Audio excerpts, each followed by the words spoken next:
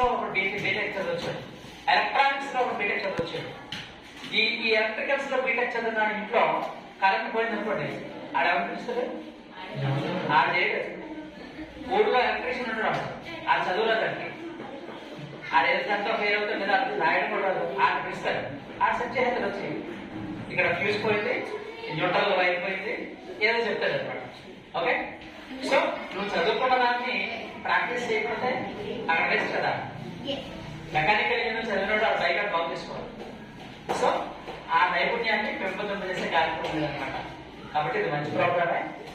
Teachers మాస్టర్లకు కూడా కొన్ని time టేబుల్లో కొన్ని క్లాసులు ఇస్తారు. తర్వాత దాని ప్రకారం మీరు అన్ని నేర్చుకోండి. మీరు 10th క్లాస్లో అన్ని సబ్జెక్టులు పాస్ అవ్వడం ముఖ్యమే. అట్ ద సేమ్ టైం ఈ నైపుణ్యం కూడా నేర్చుకోవడం చాలా అవసరం. చాలా మందికి చదువు కంటే కూడా ఇవి ఎక్కువ వస్తాయి. బైక్ మెకానిక్స్ ఇలాంటి పనులు చేయడం చాలా ఇష్టం. మీకు తెలుసా మొబైల్ బాగు చేయడం, ఇది ఒక పెద్ద కోర్సు. మొబైల్ మెకానిక్స్ ఇప్పుడు మొబైల్ వాడుతున్నాడు ఒక మనిషి 2-3 వాడుతున్నాడు మొబైల్, అవునా కదా? ఇంట్లో ఎంతమంది ఉంటే అన్ని అందరూ మొబైల్ వాడేది. సో ఇప్పుడు వాళ్ళ మొబైల్ కి ప్రాబ్లం వచ్చిందంటే ఎక్కడెళ్తాం మనం? అనుకుంటాం మొబైల్ షాప్కి వెళ్తాం. వాడు ఆ మొబైల్ నేర్చుకోవడం మనకు రాదు, బాగు చేయడం మనకు రాదు, రిపేర్ రాదు. అది నేర్చుకున్నాం అనుకో, సో మీకు అదొక స్వయం ఉపాధి, సెల్ఫ్ ఎంప్లాయ్మెంట్ ఉంటాం. ఎవరో మనకి ఉద్యోగం ఇవ్వట్లేదు, నువ్వు ఏదో చిన్న బండి పెట్టుకుని ఇక్కడ మొబైల్ బాగు చేయబడడం అంతే. ఇది నీ బోర్డు ద్వారా వచ్చేసి.